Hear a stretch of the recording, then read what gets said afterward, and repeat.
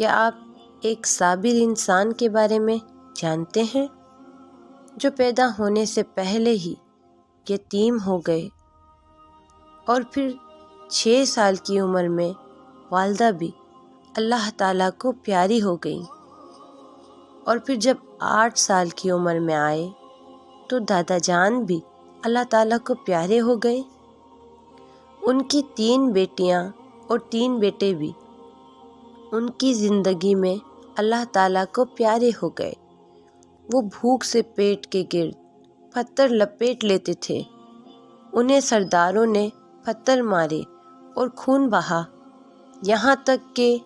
ان کے جوتے بھی خون سے بھر گئے، پھر بھی اف نہیں کیا، بد دعا تک نہیں دی۔